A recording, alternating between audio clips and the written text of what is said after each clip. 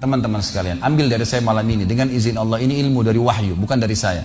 Tidak ada ruh gentayangan, nggak ada ceritanya dalam Islam kuburan terbuka pocongnya keluar, nggak ada itu, nggak ada tangan dari kloset tarik-tarik orang. Itu semua dusta, perusakan akidah dari media-media syaitan nih. Sinetronnya, filmnya, segala macam. Manusia bisa berubah jadi singa lah, bisa beginilah, macam-macam. Dusta, nggak ada dalam Islam, nggak ada. Ada satu riwayat dari Sayyid Abu Bakar Syatta, pengarang kitab I'anatul Talibin.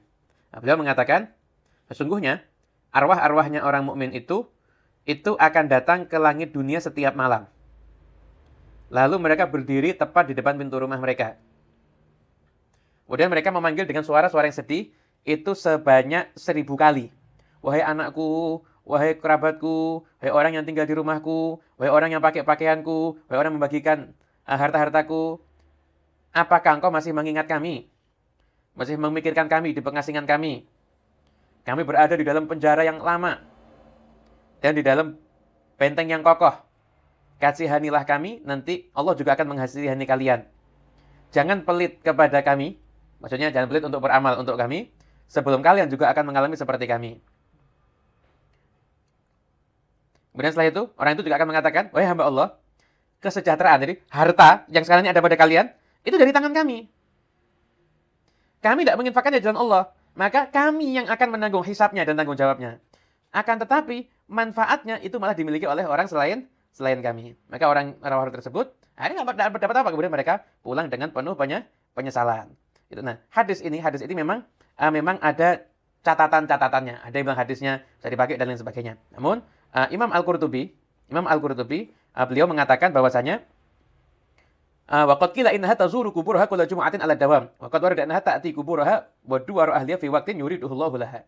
Sesungguhnya terkadang orang itu mengatakan arwah-arwah itu akan mendatangi setiap hari Jumat dan lain sebagainya. Akan tetapi, kabar yang sampai kepada kami, kata Imam Al-Qurtubi, arwah-arwah itu bisa mendatangi kubur-kubur mereka dan rumah keluarga mereka pada waktu yang dikehendaki oleh Allah Subhanahu wa Ta'ala. Kenapa? Karena mereka telah diberikan izin oleh Allah Ta'ala untuk melakukan hal tersebut. Maka, arwah-arwah itu, ya kamu ke kuburannya atau kamu ke rumahnya itu adalah satu hal yang sama saja. Gitu. Intinya jadi, arwah itu apakah datang setiap malam Jumat? Para ulama beda pendapat. Ada yang mengatakan, mayoritas ulama itu justru mengatakan bukan hanya setiap malam Jumat. Setiap saat ketika mereka diizinkan oleh Allah Subhanahu wa Ta'ala. Begitu juga pendapat dari kitab I'anatul Talibin, Sayyid Abu Bakar Syatta, itu pun juga mengatakan bahwasanya arwah-arwah tersebut mendatangi, bahkan dulu setiap malam itu. Kemudian saya itu nangis di depan rumahnya. Ini rumahnya dulu yang bangun kami, yang pakai orang lain. Ini harta yang kamu nikmati dulu yang capek kita. Sekarang kamu beramal nggak untuk kita? Beramal nggak untuk kita? Nah, ini jadi pelajaran untuk kita semuanya. Setidaknya ada 2 pelajaran. Yang pertama, sayangi keluarga kita sudah meninggal dunia dengan beramal untuk dia. Kita dapat warisannya, dapat kenikmatan dari dia, masa kita nggak mau beramal untuk dia sih? Niatkan sedekah, jariah dan sebagainya, niatkan untuk keluarga kita yang sudah meninggal dunia. Kemudian setelah itu, yang kedua adalah pelajaran untuk kita semuanya. Apa sih bekal kita semuanya kalau nanti kita sudah meninggal dunia? Jangan-jangan harta yang kita kumpulkan yang nikmatin orang lain. Ya alhamdulillah, semoga aja kita meninggalkan ahli waris yang soleh. Yang mana dengan harta kita mereka akan beramal sehingga kita pun dapat pahalanya. Nah, kalau ahli warisnya nggak soleh, caranya sedekah nggak tahu, taunya cuma caranya investasi. Nggak tahu caranya untuk mencari amal soleh dengan hartanya, taunya cuma caranya main saham dan lain sebagainya. Ya rugi kita meninggalkan harta kepada orang yang semacam itu. Gitu mungkin. Insyaallah manfaat. Yang kedua yang saya ingin titik beratkan teman-teman sekalian, dan ini yang paling banyak di Indonesia dimasuki oleh syaitan, didukung juga dengan media-media syaitan. Masalah pintu takut. Kenapa dukun-dukun itu kalau kita masuk ke tempatnya selalu gelap, ada tengkorak, remang-remang? Karena antum harus takut dulu. Kalau ada rasa takut, bisa dikuasai sama dia. Tapi kalau tidak takut, nggak bisa. Orang yang mau dihipnotis, kalau akidahnya benar nggak bisa dihipnotis tuh. Setannya nggak berani. Dan ini kita harus hati-hati teman-teman sekalian, karena pintu takut ini selalu ditunggang oleh setan. Saya kasih contoh begini. Kalau ada satu rumah di Indonesia ini, anggap di Bali sinilah, karena antum lagi di Bali. Ada satu rumah teman-teman sekalian, di situ ada orang bunuh diri, gantung diri. Kira-kira mau beli rumahnya nggak? Jawab jujur ya. Kenapa nggak mau? Hah? Setelah saya jelaskan malam ini, beli besok ya. Diskonnya buat saya. Baik, banyak orang jawabannya takut. Kenapa takut? Ada ruh gentayangan. Baik, simpan contoh itu. Ada contoh kedua teman-teman. Ada satu rumah, tadi bunuh diri ya. Sekarang satu rumah dibunuh oleh perampok. Mau beli rumahnya nggak? Sama juga. Masya Allah cuma 3 orang yang jawab, yang lain berani semua ini. Nggak mau juga beli. Kenapa? Takut. Ada ruh gentayangan. Teman-teman sekalian, ambil dari saya malam ini. Dengan izin Allah, ini ilmu dari wahyu, bukan dari saya. Tidak ada ruh gentayangan. Nggak ada ceritanya dalam Islam kuburan terbuka pocongnya keluar. Nggak ada itu. Nggak ada tangan dari kloset tarik-tarik orang. Itu semua dusta. Perusakan akidah dari media-media syaitan. Sinetronnya, filmnya, segala macam. Manusia bisa berubah jadi singa lah, bisa beginilah, macam-macam. Dusta. Nggak ada dalam Islam. Nggak ada. Dari mana dalilnya? Nggak ada ruh gentayangan. Baik, dengarkan hadisnya. Hadis yang mulia. Hadis riwayat Bukhari. Suatu hari Nabi SAW pernah mengantar jenazah sahabatnya. Waktu jenazah tersebut ditaruh di kuburan, kata Nabi SAW, kalau seseorang mukmin meninggal dunia, siapa orang mukmin teman-teman sekalian? Orang yang sudah menggabungkan antara rukun Islam sama rukun iman. Kalau antum syahadat sudah, muslim, alhamdulillah, sholat 5 waktu, zakat, puasa Ramadan, haji, sudah dikerjain. Ditambah dengan keimanan, yakin Allah ada, yakin malaikat ada mencatat, yakin diturunkan dalam Al-Quran, yakin ada Rasul yang mengajarkan Nabi Muhammad SAW, ada diterima pahalanya hari kiamat, maka itu namanya mukmin. Ditambah dengan mengimani qada dan qadar. Kalau ada orang sholat, Allah ada nggak ya? Malaikat catat nggak ya? Hari kiamat saya terima nggak? Ini masih muslim, belum mukmin, masih level di bawah. Pertama muslim dulu baru mukmin. Makanya dalam hadis disebutkan ada iman, ada Islam, ada iman, ada ihsan, gitu kan? Ini level-levelnya. Nah, kata Nabi SAW, kalau orang mukmin menggabungkan antara rukun Islam sama rukun iman, sholat yakin Allah ada, sholat begini dan seterusnya, maka akan datang kepadanya 3 sosok malaikat pada saat meninggal. Dan ini teman-teman bukan dongeng saya ceritakan, ini hadis Nabi, berita wahyu yang pasti kita semua akan saksikan. Demi Allah ini benar, ini wahyu, gitu kan? Malaikat datang, di kiri kanannya malaikat rahmah yang membawa kain kafan dari surga, yang satu malaikat maut diubun-ubun kepalanya sambil berkata, ya ayyatuhan nafsul mutmainnah irji ila rabbiki radiyatan mardiyah. Hai jiwa yang baik, keluarlah kepada rahmat dan pengampunan Tuhanmu. Kata Nabi SAW, ruhnya keluar lebih mudah daripada air dari mulut kendi, cepat sekali. Begitu keluar, belum sesaat keluar, ditangkap oleh malaikat rahmah, dibungkus dengan kain kafan dari surga, dibawa ke langit. Begitu dibawa ke langit, menembus 7 lapis langit, semua malaikat-malaikat di atas langit sana berkata, ruhnya siapa ini? Sungguh mulia ruh ini. Kenapa? Kata Nabi SAW, karena ruh itu mengeluarkan bau yang lebih wangi daripada bau kasturi. Semoga kita semua insya Allah termasuk. Maka kata Nabi SAW, malaikat rahmah mengatakan, ini fulan bin fulan, namanya yang paling mulia di dunia. Lalu kemudian ditembuskan sampai langit ke-7, lalu kemudian terdengar suara dari langit ke-7. Allah Azza wa Jalla berkata, catatkan hambaku termasuk penghuni surga, kembalikan dia di dunia, di sana saya ciptakan, di sana pula saya akan bangkitkan. Diantar ruhnya bersamaan jasadnya diantar oleh kerabatnya. Baru 3 langkah mereka jalan, dia masih bisa, ruh ini masih mendengarkan suara sendal mereka. Lalu malaikat datang mendudukkan dia lalu berkata, siapa Tuhanmu, siapa nabimu, apa kitabmu? Lalu dia kalau orang beriman, kata Nabi SAW, Allah berfirman, yuthabbitullahu alladhina amanu bil qawli tsabit fil hayatid dunya fil akhirah. Allah akan tetapkan jawaban di lisan orang-orang beriman di dunia. Kalau dia belajari agama ini lalu ditanya kenapa kau sholat, kenapa kau puasa, dia akan punya jawaban dari wahyu. Dan di akhirat kata ulama tafsir adalah yang dimaksud pertanyaan mungkar nakir atau malaikat di kuburan. Ringkas cerita adalah dia akan menjawab, Tuhanku Allah, Nabiku Muhammad, kitabku Al-Quran. Pada saat dia jawab jawaban itu teman-teman sekalian, maka tiba-tiba saja kata Nabi SAW, malaikat tersebut membukakan baginya pintu neraka. Azab, siksaan, orang teriak-teriak, api yang berkobar-kobar, dia ketakutan. Kata malaikat, lihat dari apa Allah selamatkan dirimu. Karena kau beriman, kau nggak jadi masuk sini, ditutup. Supaya dia tahu nih, kalau dia berbuat salah akan masuk situ, ditutup. Dibuka pintu surga, ada yang dayang, permadani, istana yang luas, luar biasa. Dia gembira.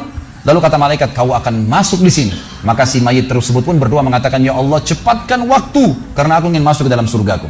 Lalu datang di sebelahnya orang yang tampangnya gagah, badannya bersih, wangi, saking sempurnanya kata jenazah ini. Ruh ini berkata, siapa kamu ini? Sungguh sempurna ciptaan Allah pada dirimu. Maka dia berkata, diam dulu. Maka dia berkata, gitu kan? Dia berkata, saya amal soleh akan menemani kau sampai hari kiamat. Insya Allah setelah riwayat ini kita sholat. Saya amal soleh akan menemani kau sampai hari kiamat.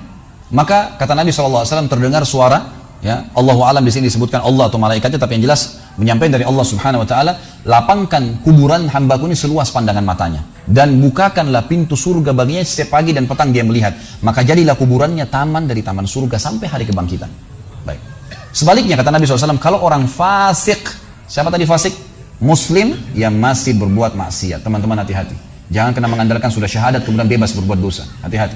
Fasik dan orang kafir proses matinya sama. Kata Nabi SAW, orang fasik dan orang kafir akan datang kepadanya 3 malaikat. 2 malaikat azab di kiri kanannya, 1 malaikat maut dibunuh-bunuh kepalanya yang berkata, hai jiwa yang busuk, keluar kepada kemurkaan Tuhanmu. Maka ruhnya berantakan di tubuhnya, tidak berani keluar. Lalu malaikat maut menariknya dengan keras. Ibaratnya seperti bulu domba yang dibasahkan, dililitkan di pohon berduri, lalu ditarik dengan keras sehingga berantakan bulu domba itu. Keluar, belum saat keluar ditangkap oleh malaikat azab, dibungkus dengan kain kafan dari neraka, dibawa. Baru langit pertama nggak dibukain pintu oleh para malaikat. Lalu malaikat langit berkata, siapa ruh ini? Sungguh buruk ruh ini. Kenapa? Kata Nabi SAW, karena ruh itu mengeluarkan bau yang lebih busuk daripada bau bangkai. Wa na'udzubillah. Lalu malaikat azab membawa mengatakan, ini ruhnya fulan bin fulan. Ya. Orang yang disebutkan nama paling buruk di dunia. Lalu terdengar suara dari langit. Allah berkata, catatkan hambaku ini termasuk penghuni neraka. Di sana, kembalikan dia di dunia, di sana saya ciptakan, di sana pula saya akan bangkitkan. Di antara ruhnya bersamaan pengantarnya mengantar jenazahnya.